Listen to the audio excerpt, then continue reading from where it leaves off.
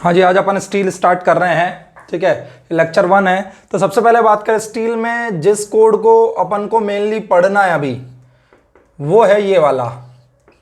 ठीक है ना, ये मेनली लिमिट स्टेट पर बेस्ड है। General construction of steel cored of practice, general construction of steel cored of practice, general construction of steel cored of practice. ठीक है, ये अपना जो है कोड, ये आपका लिमिट स्टेट पर बेस्ड है। ठीक है ना, लिमिट स्टेट पर बेस्ड है। इससे पहले जो कोड था स्टील का IS 800 1984, जो कि आपका क्या था, code of practice for general construction in steel, code of practice for general construction in steel. ठीक है, ये आपका स्टील के लिए है। इसके अलावा इससे पहले सन 1962 और 1956 में भी था। ठीक है ना, सन 1962 और 1956 का भी कोड है, 1962 और 1956। ठीक है, मेनली हम ये दो पढ़ते हैं, हालांकि कुछ क्राइटेरिया 1962 के भी यूज आते हैं। ठीक है ना, लेकिन मेनली हम ये इन दोनों कोड को पढ़ेंगे। इसमें भी आपका अभी जो ज्यादा आ रहा है जिस कोड से, वो है 2007 वाला, जो आपका मैंने बताया आपका लिमिट स्टेट पर बेस्ड है। थोड़ा सा कुछ और कोड के बारे में मैं जानकारी देना चाहूंगा आपको। देखिए, एक कोड IS 226 था जो पहले यूज होता था, IS 226। ठीक है ना, अभी इसको पूरी तरीके से रिप्लेस कर दिया गया है IS 2062 से। ठीक है ना, रिप्लेस यानी सुपर सीड्स भी बोलते हैं। ठीक है, पहले आपका IS 226 1975 का जो चलता था, स्ट्रक्चरल स्टील स्टैंडर्ड क्वालिटी, ये आपका क्वेश्चन आया था। स्ट्रक्चरल स्टील स्टैंडर्ड क्वालिटी, ये आपका जो 2013 में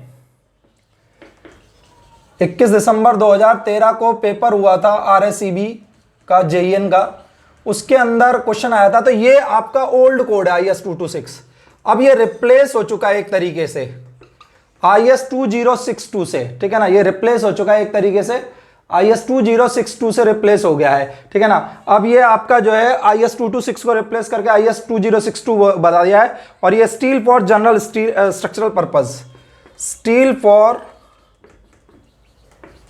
general structural purpose, general structural purpose. थोड़ा सा और कोड्स के बारे में भी मैं थोड़ा सा आपको आइडिया दे देता हूं। ठीक है ना, जो कि अपन थोड़ा सा यहां पे जिनके बारे में देखेंगे। ठीक है, तो ये रिप्लेस हो चुका है अब इससे। ठीक है, ये जो कोड है ये रिप्लेस हो चुका है IS 226 IS 2062 से। ठीक है, जनरल पर्पस के लिए जो स्टील लेते हैं, स्ट्रक्चरल पर्पस के लिए आप IS 2062 से लेते हैं। ठीक है, आपको पता है लोड्स के लिए मेनली आपका IS 875 है। पार्ट 1 डील करता है किससे, डेड लोड से।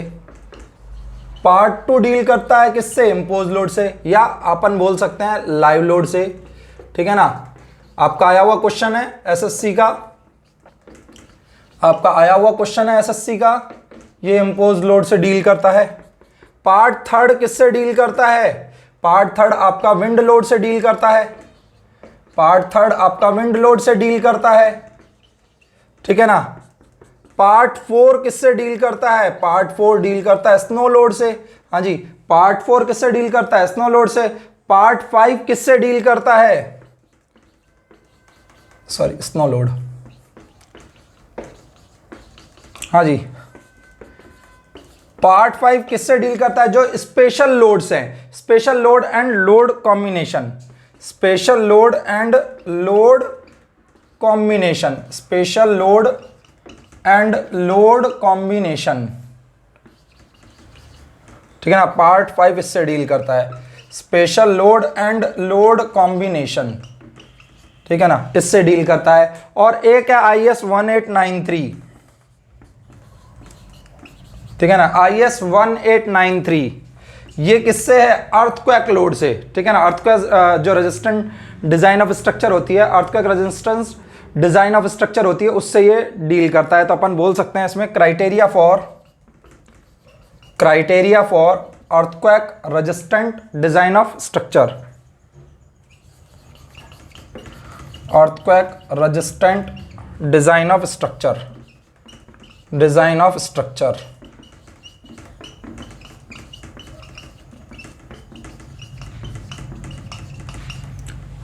ठीक है ना, ये इससे डील करता है। तो देखिए ये आपके कुछ कोड थे। वैसे इनको आप देखोगे ना, ये सभी नाम आते हैं अदर देन अर्थक्वेक के नाम से चलते हैं ये, क्योंकि अर्थक्वेक को अलग से दिया है, IS 1893 को अलग से दिया है। ठीक है ना, तो ये अदर देन अर्थक्वेक के नाम से चलते हैं। मेनली डेड लोड कौन कौन से होते हैं? सेल्फ वेट होते हैं, या जो आपके परमानेंट उसमें लगे रहते हैं स्ट्रक्चर में। ठीक है ना, वो सब वेट होते हैं, चाहे आपके वॉल्स हो, चाहे पार्टीशन वॉल, फ्लोर, बीम, ये सब जो होते हैं ये सब आपके किस में आ गए? डेड लोड में आ गए। लाइव लोड आपका मैग्नीट्यूड भी वेरी कर सकता है। लाइव लोड का पोजीशन, मैग्नीट्यूड यानी परिमाण वेरी कर सकता है लाइव लोड का। ठीक है ना, या इम्पोज लोड का। जनरली अपन क्या बोलते हैं?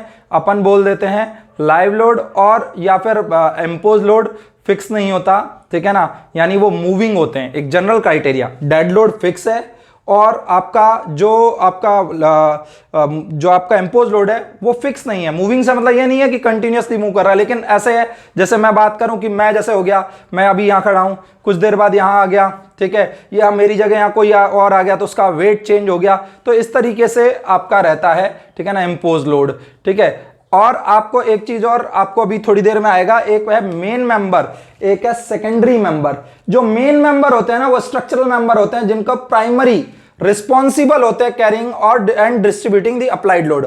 जो प्राइमरी रिस्पॉन्सिबल होते हैं, ठीक है ना, carrying and distributing the load, ठीक है ना, वो तो हो गए मेन मेंबर। ठीक है ना, जो जिम्मेदार हैं। ठीक है ना, मैं एक बार फिर बोल रहा हूं, आपका जो मेन मेंबर आपका कौन सा होता है? मेन मेंबर आपका जो आपका प्राइमरीली जिम्मेदार होता है। सिंपल लैंग्वेज में बोलूं, structural member which is primarily responsible for carrying and distributing the applied load.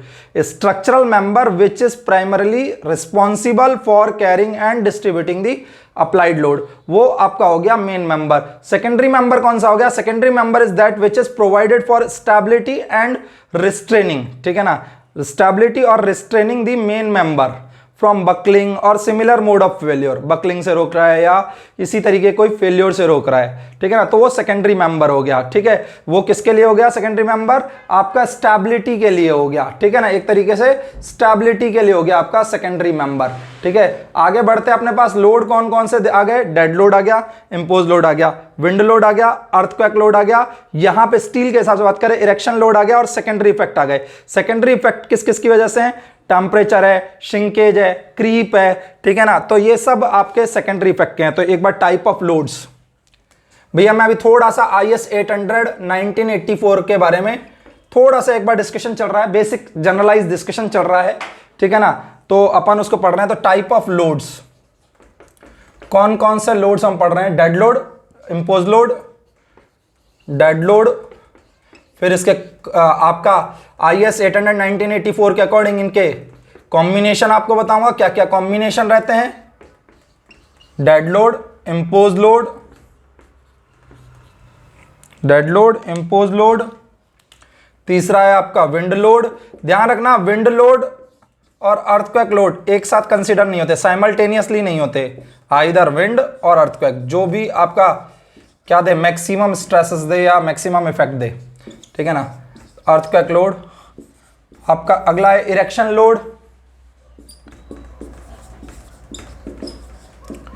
और नेक्स्ट है आपका सेकेंडरी जो आपके इफेक्ट हैं। ठीक है ना, सेकेंडरी इफेक्ट है किसकी वजह से है? कॉन्ट्रैक्शन और एक्सपेंशन हो गए टेम्परेचर चेंजेस के कारण, ये सेकेंडरी इफेक्ट्स। अब ये टेम्परेचर है, क्रीप है, ठीक है ना, श्रिंकेज है, ये इन सब की वजह से, टेम्परेचर, क्रीप, श्रिंकेज, ठीक है ना, इन सब की वजह से हैं। तो मेनली इन लोड्स की बात यहाँ की जाती है। ठीक है ना, मेनली इन लोड्स की बात यहाँ की जाती है। स्नो लोड आप वहाँ पे कंसीडर करते हैं जहाँ पे अपन बात करते हैं, जहाँ पे आपका मतलब कोई ठंडा एरिया है, वहाँ पे काफ़ी स्नो होती हो, स्नोफॉल होता हो। ठीक है ना, वहाँ पर अपन बात करते हैं मेनली ट्रस डिज़ाइन में। ठीक है ना, हम डील करते हैं इनको। ठीक है ना, मेनली ट्रस डिजाइन में हम डील करते हैं, तो ध्यान रखिएगा। अब कॉम्बिनेशन यहाँ पे कौन कौन सा लिया जाता है? डेड लोड और इम्पोज लोड का लिया जाता है। ठीक है ना, डेड लोड और इंपोज लोड का दिया जाता है। अच्छा, इनमें से कौन सा फाइनल चलेगा? जो लोड कॉम्बिनेशन डिजाइन पर्पस से कौन सा लेते हैं जो कि मैक्सिमम फोर्स दे, ठीक है ना, मैक्सिमम फोर्स है जिससे, ठीक है ना, तो उसी को ही अपन लेते हैं। एक होता है dead load plus impose load, मतलब dead load plus impose load, इसको डीएल लिख रहा हूं। कॉम्बिनेशन जो लेंगे dead load plus impose load. Second combination कौन सा है? Dead load plus impose load plus wind load और अर्थक्वेक लोड। भैया यहां और है, इनमें से कोई एक, या तो विंड लोड लेंगे या फिर अर्थक्वेक लोड लेंगे। अर्थक्वेक लोड को कभी कभी सीस्मिक लोड भी लिख देता है, ठीक है ना। ये तो पहला कॉम्बिनेशन है, ये दूसरा कॉम्बिनेशन है। ये IS 800 1984 के अकॉर्डिंग बता रहा हूं। ये कॉम्बिनेशन जो बता रहा हूं मैं IS 800 1984 के अकॉर्डिंग बता रहा हूं। और तीसरा है डेड लोड प्लस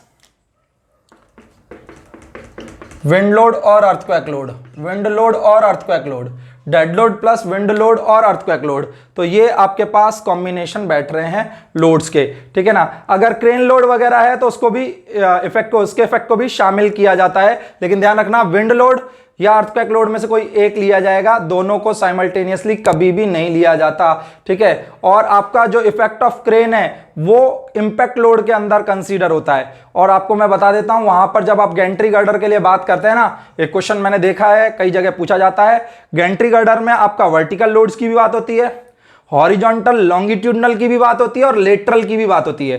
क्योंकि गैंट्री में क्या होता है, गैंट्री गर्डर में आपका इस तरीके से भी मूविंग होती है क्रेन की, क्रेन, इसके ऊपर आपका ट्रॉली होती है, ठीक है ना, वो भी मूव करती हैं, ठीक है ना। तो आपका इस तरीके से लेटरल लोड भी हो जाता है गैंट्री के लिए। भैया ये गैंट्री गर्डर है, ऐसे यहां पे क्रेन चल रही है तो क्रेन आपका लॉन्गिट्यूडनल, हॉरिजॉन्टल लॉन्गिट्यूडनल इफेक्ट भी होगा, और जो इसके ऊपर ट्रॉली वगैरह होती हैं उनका लेटरल इफेक्ट भी आता है। तो जो गैंट्री गर्डर होता है वो आपका वर्टिकल लोड, ठीक है ना, हॉरिजॉन्टल आपका लोड जो लॉन्गिट्यूडनल है, और हॉरिजॉन्टल लेटरल लोड, तीनों के लिए डिजाइन होती है। तो इस बात को भी ध्यान रखिएगा।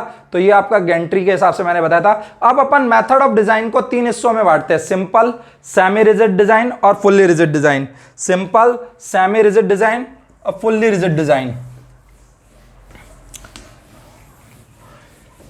जो हमारा डिजाइन है, अपन जो मेथड ऑफ डिजाइन है,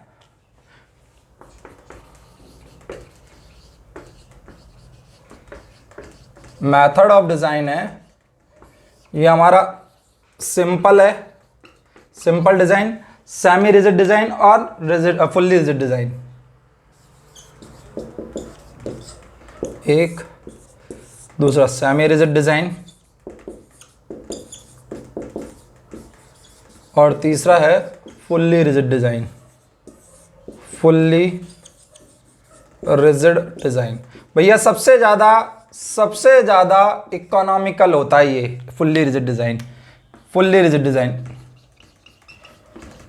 जैसे आप बात करें कि fix beam simply supported beam से ज्यादा इकोनॉमिकल होगी, वेट वगैरह कम होगा इसका, ठीक है ना, क्योंकि मैक्सिमम बेंडिंग मोमेंट है कंपैरेटिवली कम आता है, मैक्सिमम बेंडिंग मोमेंट कंपैरेटिवली कम आता है। सिंपल डिजाइन में अपन क्या करते हैं, एंड कनेक्शन जो होते हैं ना, उनमें अपन ये मानते हैं कि रेस्टेंट मूवमेंट डेवलप नहीं होगा, रेस्टेंट मूवमेंट डेवलप नहीं होगा, और सभी जॉइंट्स को पिन जॉइंट की तरह ट्रीट करते हैं, सभी जॉइंट को पिन जॉइंट की तरह ट्रीट करते हैं सिंपल डिजाइन में। अगर आप बात करोगे सेमी रिजिड डिजाइन में, तो ये क्या होता है, सिंपल डिजाइन मेथड के से तुलनात्मक, ठीक है ना, तुलनात्मक ये क्या करेगा कि आपकी सेमी रिजिड इफेक्ट लेगा, तो आपके मूवमेंट जो है वो कम हो जाएंगे, तुलनात्मक कमी आएगी मूवमेंट में। भाई जैसे सिंपल बीम की बात करूं तो उसमें जो मूवमेंट आएगा, जैसे आपका यूडीएल है, कोई सिंपली सपोर्टेड बीम है, तो ये WL²/8 आता है। तो आपका सेमी रिजिड डिजाइन में तुलनात्मक ये कम हो जाएंगे, क्योंकि आपका एंड्स पर कुछ मूवमेंट डेवलप होगा, ठीक है ना, नेगेटिव मूवमेंट, तो तुलनात्मक थोड़ा कम हो जाएगा, और फुल्ली रिजिड डिजाइन में आपका और कम हो जाता है,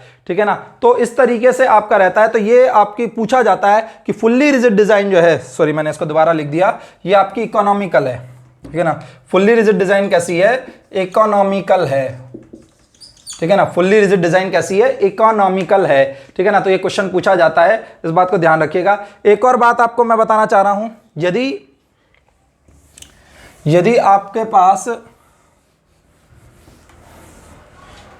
लेंथ किसी मेंबर की काफी अधिक है, ठीक है ना, लेंथ जो है वो काफी अधिक है विड्थ से, काफी अधिक है विड्थ से, और लेंथ काफी अधिक है डेप्थ से भी, विड्थ की जगह ब्रेड्थ आ जाए, ठीक है ना, ये है केस। तो मेंबर को कंसीडर करते हैं one dimensional member, member considered as one dimensional member, one dimensional member, ठीक है ना। मेंबर को कैसा कंसीडर करते हैं, एक विमीय, member considered as one dimensional member. अगर लेंथ डेप्थ से भी अधिक, इस तरीके से लेंथ और विड्थ दोनों ही डेप्थ से अधिक हो सिर्फ, ठीक है ना, यानी आपका लेंथ भी डेप्थ से अधिक है बहुत ज्यादा, डेप्थ या थिकनेस भी ले सकते हो, ठीक है ना, डेप्थ ले लो या थिकनेस ले लो, और आपकी विड्थ भी अधिक है, ठीक है ना, यानी आपका ये स्थिति आ रही है। तो member considered as two dimensional, यहां पे लेंथ और विड्थ कंपैरेटिवली ठीक है, ठीक है ना, पर डेप्थ बहुत कम है या थिकनेस बहुत कम है, ठीक है ना, लेंथ और विड्थ का रेशियो ज्यादा बड़ा नहीं है, ठीक है ना। तो आपका ये जो है ना,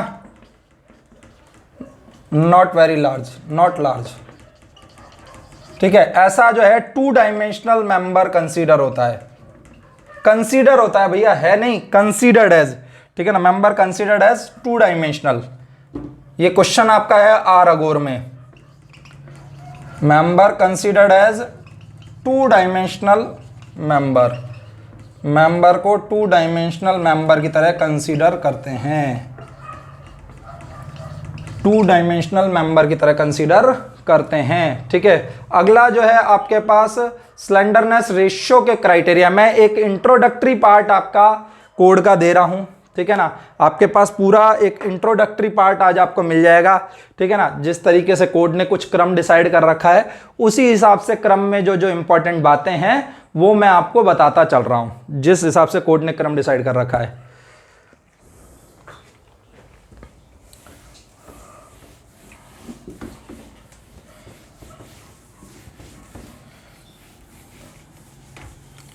देखिए स्लेंडरनेस रेशियो 3 तो है टेंशन मेंबर के लिए और 3 ही है कंप्रेशन मेंबर के लिए, 3 तो है टेंशन मेंबर के लिए और 3 ही कंप्रेशन मेंबर के लिए हैं, जो मेनली कोड ने शामिल कर रखे हैं।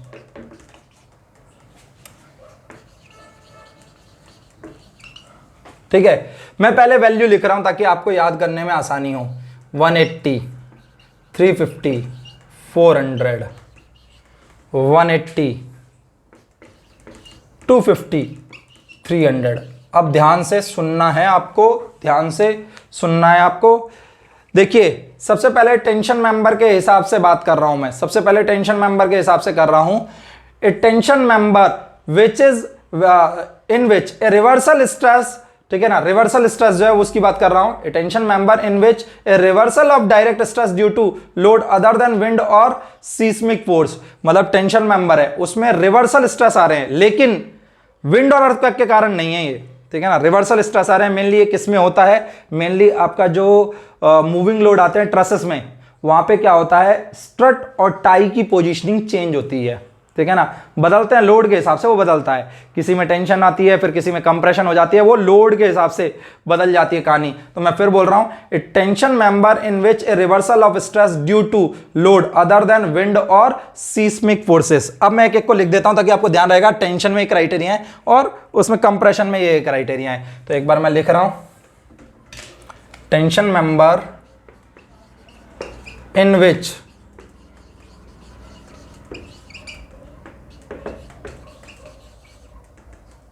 टेंशन मेंबर इन विच आपका क्या था, reversal, in which a reversal of direct stress, reversal of direct stress, ठीक है ना, डायरेक्ट स्ट्रेस। पर ये किसकी वजह से नहीं होने चाहिए, due to load other than, ठीक है ना, due to load other than wind और seismic forces, due to load other than wind और सीस्मिक फोर्सेस, विंड और सीस्मिक फोर्सेस यानी आपका विंड और अर्थक्वेक के अलावा भाई सीस्मिक उसी के लिए हो गया। विंड और अर्थक्वेक के अलावा कोई लोड हो जो रिवर्सल इफेक्ट दे दे, ठीक है ना, रिवर्सल इफेक्ट दे दे, तो ऐसे केस में ये हो जाता है 180, ऐसे केस में ये हो जाता है 180, ठीक है ना। अब इसका 180 का क्या क्राइटेरिया है भैया, इस पे डायरेक्ट लोड हो, ए member carrying compressive load resulting from dead load and impose load, A member carrying compressive load, ठीक है ना, a member carrying compressive load, member carrying compressive load किसका रिजल्ट है, किससे है, resulting from dead load and live impose load, live load भी बोल सकते हो, resulting from dead load and impose load, ठीक है ना, डेड लोड और इंपोज लोड के कारण है। ये लोड्स कर लो तो चलेगा, कोई दिक्कत नहीं है भाई, आपके लोड्स कर लोगे तो बेटर रहेगा, ठीक है ना। ये आपका हो जाएगा 180, ठीक है। तो ये ध्यान रखिएगा, tension member in which reversal of direct stress due to loads other than wind और earthquake seismic forces, other than wind और सीस्मिक फोर्सेस, ठीक है ना।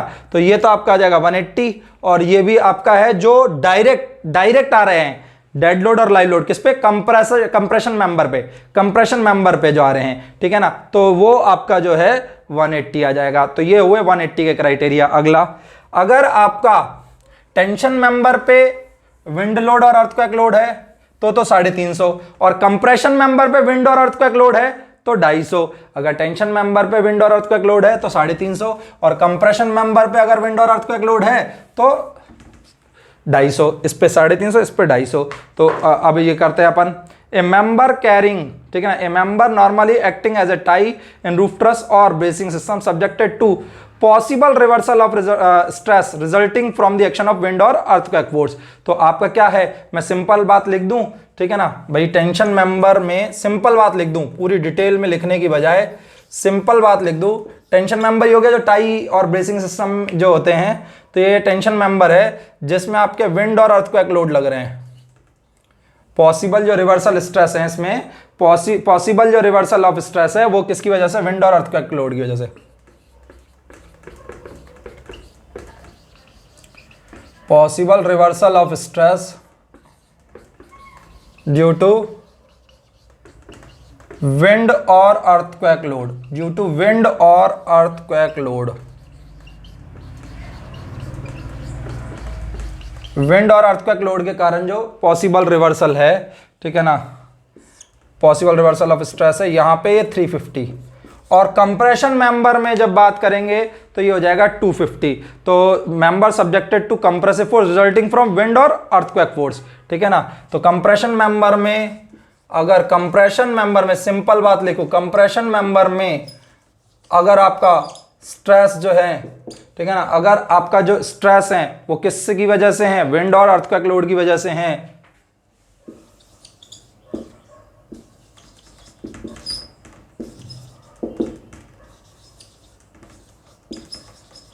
विंड और अर्थक्वेक लोड, तो ये आपका आ जाएगा 250। सिंपल बातों में थोड़ा सा तोड़ के लिख रहा हूं, ठीक है ना, सिंपल बातों में थोड़ा सा तोड़ के लिख रहा हूं, ठीक है ना। तो आप ध्यान रखना, एक बात और ध्यान रखना इसमें, ठीक है ना, इसमें जो डिफॉर्मेशन आनी चाहिए ना, इस केस में आपका जो डिफॉर्मेशन आनी चाहिए ना, वो एडवर्सली अफेक्ट नहीं करना ही चाहिए, ठीक है ना, अदर पार्ट जो स्ट्रक्चर के हैं, ठीक है ना, उनको एडवर्सली अफेक्ट नहीं करनी चाहिए जो अदर पार्ट हैं स्ट्रक्चर के। इस बात को ध्यान रखिएगा। कंप्रेशन मेंबर का जो सीन है ये 250 वाला, ठीक है। अगला जो है compression flange of beam, compression flange of beam, ठीक है ना।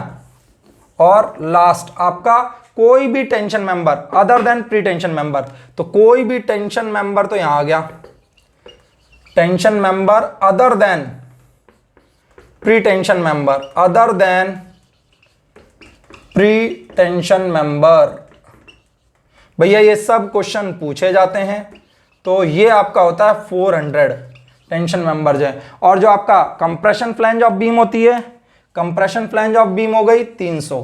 तो एक बार मैं रिवाइज कर देता हूं, compression flange of a beam हो गई 300। अब देखो याद करने का तरीका, पहला वाला 180 तो बराबर था, अब दूसरे में, ठीक है ना, दूसरे में 100 का अंतर और तीसरे में 100 का अंतर। पहला वाला क्या था, इसमें reversal stress, tension member reversal stress है पर विंड और अर्थक्वेक की वजह से नहीं, टेंशन मेंबर है, रिवर्सल स्ट्रेस है, विंड और अर्थक्वेक की वजह से नहीं, ठीक है ना। तो ये आपका हो गया 180। इसमें कंप्रेशन मेंबर में डायरेक्ट हैं, डायरेक्ट स्ट्रेसेस लग रहे हैं, ठीक है ना। तो आपका डेड लोड और लाइव लोड की वजह से, एम्पोज लोड की वजह से तो 180, ठीक है ना। इसमें टेंशन मेंबर में विंड और अर्थक्वेक आ गया तो 350, कंप्रेशन मेंबर में विंड और अर्थक्वेक आ गया तो 250, टेंशन मेंबर है कोई अदर देन प्री टेंशन तो 400, कंप्रेशन मेंबर है, कंप्रेशन फ्लैंज है, ठीक है ना, बीम की तो 300। तो 180, 350, 400, 180, 350, 400, 180, 250, 350, reversal stress other than earthquake और wind load, direct compressive stress, dead load और लाइव लोड, अर्थक्वेक और विंड फोर्स 350। भैया पहले वाला 180 था, और इसमें अर्थक्वेक या विंड लोड तो ये हमारा आ गया 250, और ये सामने, ठीक है ना। तो ये आपके क्राइटेरिया हो गए। अगला जो है मिनिमम थिकनेस का क्राइटेरिया, अगला जो है मिनिमम थिकनेस का क्राइटेरिया, ठीक है। तो इस लेक्चर का ये लास्ट टॉपिक है, मिनिमम थिकनेस का क्राइटेरिया। अगला लेक्चर जो है अपन स्ट्रेसेस से स्टार्ट करेंगे, ठीक है। अगला लेक्चर जो है वो स्ट्रेसेस से स्टार्ट करेंगे अपन, ठीक है। तो कोरोजन प्रोटेक्शन के लिए लेते हैं मिनिमम थिकनेस ऑफ मेटल, ठीक है ना। कोरोजन प्रोटेक्शन के लिए ही, किसके लिए, कोरोजन प्रोटेक्शन के लिए ही मिनिमम थिकनेस की बात करते हैं।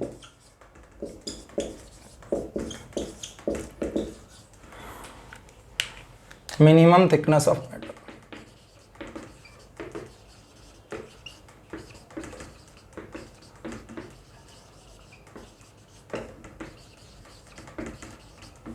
ठीक है ना। तो इसमें देखिए, जब आपका स्टील वर्क डायरेक्टली एक्सपोज्ड हो वेदर के, जब स्टील वर्क डायरेक्टली एक्सपोज्ड हो वेदर के, steel work directly expose to weather, directly expose to weather है, steel work directly exposed to weather, directly exposed है वेदर में, ठीक है ना, डायरेक्टली एक्सपोज टू वेदर। अब यहां पे दो केस बनते हैं, अब यहां पे दो केस बनते हैं, एक्सेसिबल है, ठीक है ना, एक्सेसिबल है, ठीक है ना। तो अपन क्या कर सकते हैं, क्लीनिंग, रीपेंटिंग, ये सब करी जा सकते हैं, cleaning, repainting can be done. जब एक्सेसिबल है तो अपन उसकी क्लीनिंग, रीपेंटिंग ये सब करी जा सकती है, ठीक है ना। तो ऐसे केस में थोड़ी सी थिकनेस कम रख देते हैं, ऐसे केस में मिनिमम थिकनेस आ गई 6 mm, मिनिमम थिकनेस आ गई 6 mm। और जब नॉट एक्सेसिबल या हम बोल दें इनएक्सेसिबल, ठीक है ना, दोनों ही एक ही बात है। तो आपका नॉट एक्सेसिबल के केस में आपका क्या होगा भैया, आप ना तो क्लीनिंग कर सकते हो ना ही रीपेंटिंग कर सकते हो। भैया इसका मतलब क्या होगा, cleaning and repainting can not be done, तो 8 mm, cleaning and repainting can not be done.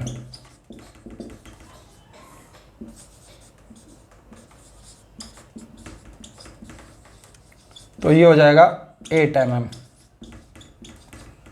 ठीक है ना, ये हो जाएगा 8 mm, ठीक है। आगे बढ़ते हैं, जब स्टील वर्क डायरेक्टली एक्सपोज्ड नहीं है, ठीक है ना, जब स्टील वर्क डायरेक्टली एक्सपोज नहीं है, not directly expose to weather, steel work not directly expose to weather. अगला केस है जब स्टील वर्क एक्सपोज नहीं है। देखो जब आप उसको क्लीन कर सकते हो, साफ सफाई कर सकते हो तो तुलनात्मक कम थिकनेस रखी, जब साफ सफाई नहीं कर सकते, रीपेंट नहीं कर सकते तो पहले ही थिकनेस को ज्यादा रखा, क्योंकि डिट्रियोरेट होता रहेगा ना। Steel work not expose to weather, not exposed to weather, steel work not expose to weather. जब वेदर में एक्सपोज नहीं है तो जो आपका थिकनेस ऑफ मेन मेंबर है, ठीक है ना, थिकनेस ऑफ मेन मेंबर है वो तो रखते हैं 6 mm, thickness of main member है। भैया मैं IS 800 के क्राइटेरिया बता रहा हूं, ठीक है ना, कौन से वाले के, 1984 के जनरल क्राइटेरिया। पहले मैं 1984 के जनरल क्राइटेरिया बताऊंगा, फिर मैं 2007 के जनरल क्राइटेरिया बताऊंगा, फिर हम आगे चैप्टर्स पे बढ़ेंगे, ठीक है ना। तो अगले लेक्चर को मैं शुरू करूंगा स्ट्रेसेस से। ठीक है। तो थिकनेस ऑफ मेन मेंबर जो है, थिकनेस ऑफ मेन मेंबर आ गई 6 mm मिनिमम, ठीक है ना, minimum thickness of main member. ये मिनिमम थिकनेस की बात चल रही है। और आपका यहां पे minimum thickness of secondary member, जो सेकेंडरी मेंबर है उसके लिए कौन सी हो जाएगी, 4.5 mm minimum thickness of secondary member, ये हो जाएगी हमारे लिए 4.5 mm, ठीक है ना। नेक्स्ट लेक्चर आपका जो होगा वो स्ट्रेसेस से बात करेंगे।